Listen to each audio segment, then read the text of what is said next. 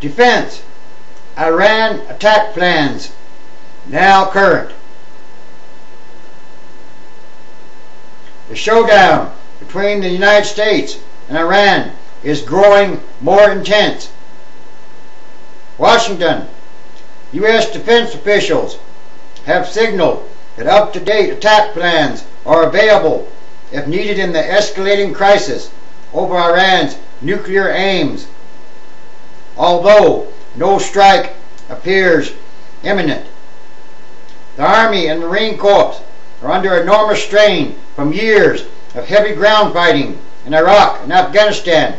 Still, the United States has ample air and naval power to strike Iran if President U.S.A decided to target nuclear sites or to retaliate for alleged Iranian meddling in neighboring Iraq.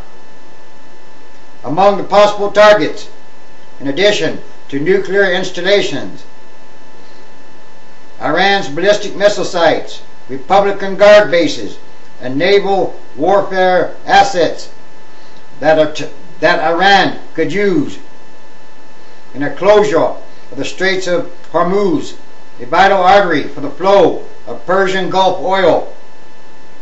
The Navy has an aircraft carrier in the Persian Gulf area with about 60 fighters and other aircraft that likely would feature prominently in a bombing campaign, and a contingent of about 2,200 Marines are on a standard deployment to the Gulf region aboard ships. Air Force fighters and bombers are available elsewhere in the Gulf area also, including a variety of warplanes in Iraq and at a regional air operations center. But there's been no new buildup of U.S. firepower in the region for now. In fact, there has been some shrinkage in recent months after adding a second aircraft carrier in the Gulf earlier this year, a move that Secretary of Defense Robert Gates says was designed to underscore U.S. long-term stakes in the region. The Navy has quietly returned to a one-carrier presence. Cheney warns Iran against nukes. Talk of a possible U.S. attack on Iran has surfaced frequently this year, prompted in some cases by hardline statements by White House officials. Vice President Dick Cheney, for example, stated on October 21st that the United States would not allow Iran to have a nuclear weapon, and that Iran would face very serious consequences if it continued in that direction. Gates, on the other hand, has emphasized diplomacy. U.S.A suggested on October 17th that Iran's continued pursuit of nuclear arms could lead to World War III.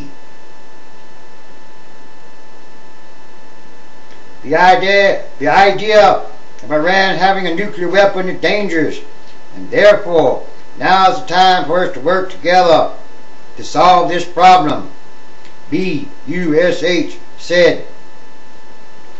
Iran's conventional military forces are generally viewed as limited, not among the strongest in the Middle East, but a leading expert on the subject, Anthony Kordsman of the Center for Strategic and International Studies, says it would be a very serious mistake to view the Islamic Republic as a military weakling.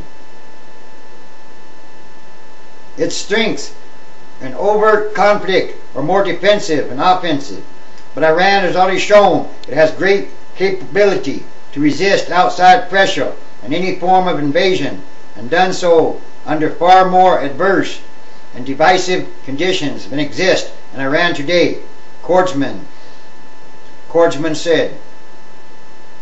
Kordsman estimates that Iran's army has an active strength of around 350,000 men. At the moment, there are few indications of U.S. military leaders either advising offensive action against Iran are taking new steps to prepare for that possibility. Gates has repeatedly emphasized that while military action cannot be ruled out as possible, he says the focus is supposedly on diplomacy and tougher economic sanctions. Asked in late October whether war planning had been ramped up or was simply undergoing routine updates, Gates replied, "I would characterize it as routine." His description of new U.S. sanctions announced on October 25th suggested they are not a harbinger of war, but an alternative. A long-standing responsibility of the Joint Chiefs of Staff is to maintain and update what are called contingency plans for potential military action that a president might order against any conceivable foe. The secret plans, with a range of timelines and troop numbers, are based on a variety of potential scenarios, from an all-out invasion like the March 2003 March on Baghdad to less demanding missions. Another military option for Washington would be limited action by U.S. Special Operations Commandos, such as Delta Force soldiers, against a small number of key nuclear installations. Israel, though, has said in 2008 that if nobody else does anything, they will have to do something about the nuclear installations in Iran. Anyway, drumbeat of conflict not helpful. The man whose responsibility it would be to design any conventional military action against Iran and execute it if ordered by U.S.A. is Admiral William Fallon, the Central Command Chief. But he is playing down prospects of conflict for now, saying in a late September interview that there is way too much talk of war and more war. This constant drumbeat of conflict is what strikes me, which is not helpful and not useful at all, Fallon told Al Jazeera television, adding that he does not expect a war against Iran at this point. During a recent tour of the Gulf region, Fallon made a point of telling U.S. allies that Iran is not nearly as strong as it portrays itself. Not militarily, economically, or politically, he said. Fallon's immediate predecessor, retired Army General John Abiziad, raised eyebrows in September when he suggested that initiating a war against Iran would be a serious mistake. He urged vigorous efforts to stop Iran from acquiring nuclear weapons, but failing that, he said, there are really ways to live with a nuclear Iran. He also said he believed Iran's leaders could be dissuaded from using nuclear arms once acquired. What's one or two nuclear bombs against many thousands?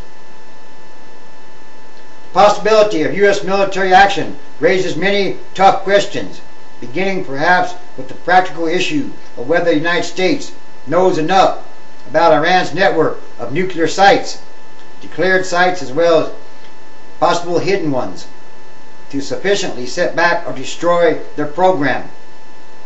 Among other unknowns, Iran's capacity to retaliate by unleashing terrorist strikes against U.S. targets.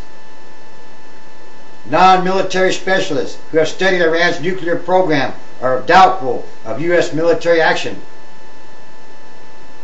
There is a non-trivial chance that there will be an attack, but hopefully it's not likely, said Jeffrey Lewis, director of a nuclear strategy project at the New America Foundation, a nonpartisan public policy group. Rumors of war and more rumors of war.